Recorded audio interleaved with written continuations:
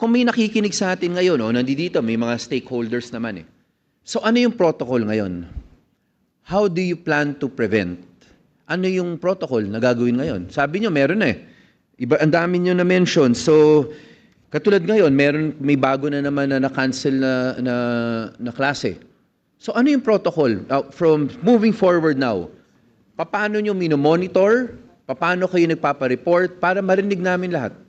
So, Mr. Chair, before kasi po, bago ng Tacloban incident, random lang po yung bug inspection sa mga schools natin. So, ngayon po, tinitingnan namin na baka gagawin na siyang mandatory. Pero ang tinitingnan namin, Mr. Chair, yung size ng school. For example, yung Parañaque National High School is mayroong 14,000 school.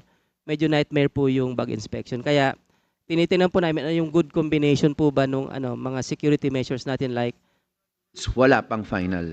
Mayroon na po, i-impose na po natin na kailangan po mandatory na po yung bug inspection. Sige, meron kayong yun naman, yun yung physical So again, ang plano ninyo, magkakaroon kayo ng bag inspection.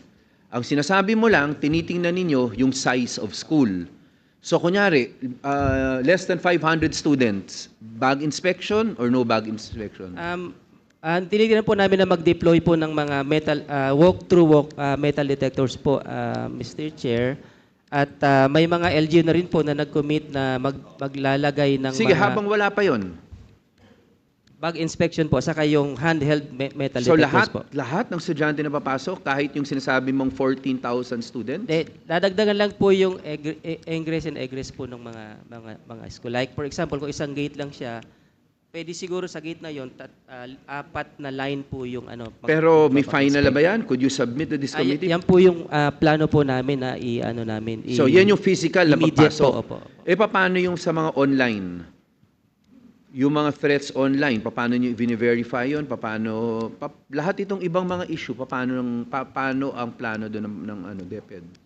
Sa internal po sa DepEd, mayroon po tayong mechanism, yung po yung telesafe po natin. Ano yung telesafe? I'll request po si Director Requesto po. Yes, ma'am. Attorney. Hello po.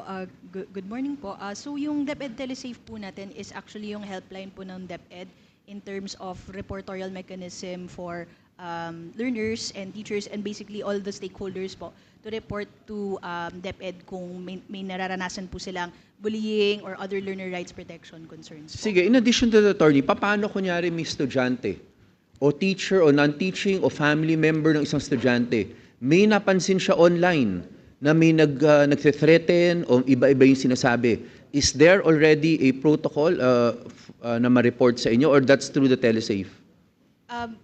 Aside from the telesafe po na, of course, they can report to us, for example, if may nakakabahala, we also have yung collaboration with the PNP, which we are strengthening currently po, Mr. Chair. Ano yung collaboration? Kasi madaling sabihin ngayon yan may collaboration kami with the PNP. Ano ibig sabihin nun? Paano nyo malalaman? Kasi yun yung point sinasabi natin lahat, at sinabi nga ninyo, kanina meron pa kayong PTA, bubuhayin, gusto nyo, mas strengthen yung role nila. I'm sure hindi lang naman physical yon. Ang point is, paano kung merong nasa online na meron na may mga sinasabi, may mga ginagawa, na hindi naman kayo friends niya sa Facebook o whatever, pero maaring friend siya ng ibang mga tao doon. Meron na bang mechanism o protocol na makaka-report sila kahit anonymous? Ano yung collaboration with PNP? By collaboration, sinabi niyo sa PNP na sinabi niyo sa mga estudyante, mga magulang, teaching and non-teaching, pag meron kayong nabalitaan o nakitang ganito, report niyo sa amin. Meron ganon? Not yet existing po, Not Mr. yet. Chair. Honorable Fresnedi?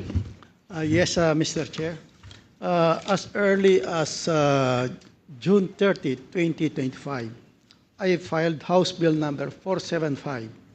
This is an act enhancing the safety of protocol by requiring emergency response and parental notification protocols, ensuring the safety of the school premises and for other purposes, Mr. Chair.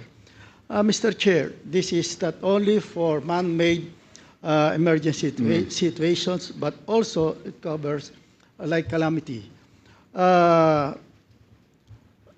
Mr. Chair, it also responds the coverage applied to all basic educational institutions teaching kinder to grade 12 students.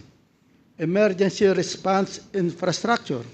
All schools shall have a hotline with the nearest police station, fire station, hospitals, and other emergency response unit.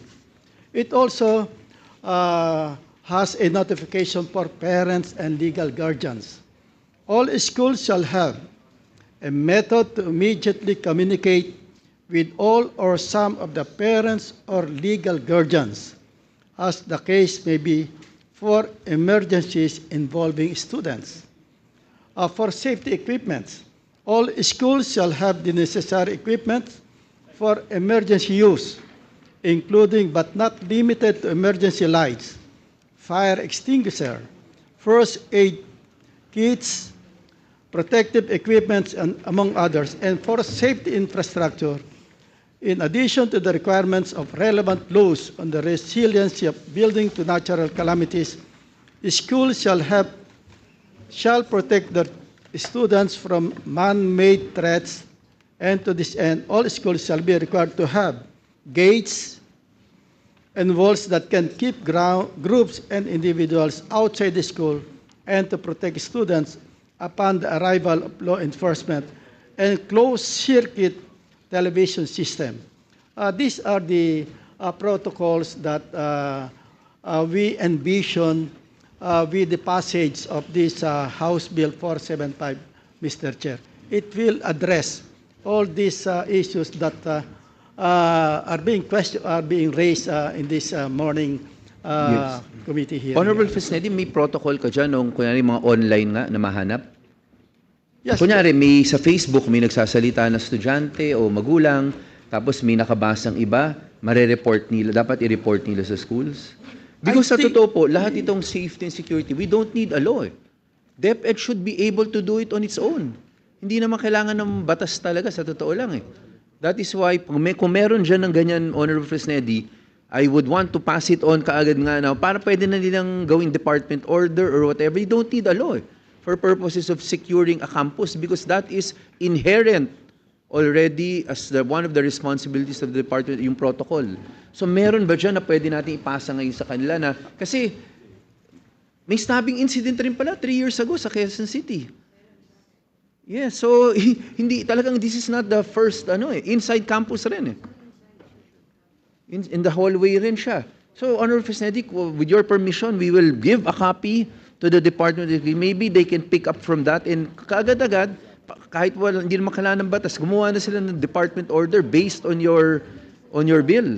Well, I'll just furnish the Yes, DepEd kung pwede of this sana. House Bill 475, Mr. Chair, and Yes. if there is a need to further strengthen Yes. this House Bill, better for DepEd to adopt. Yes. Immediately. Yes, Mr. Oo. Chair. So, But and if- then we will hear it, pero while we are hearing it, kasi pwede naman ang department order na basta to help also, help them consider the various protocols that they can, Yes, Mr. that they can adopt.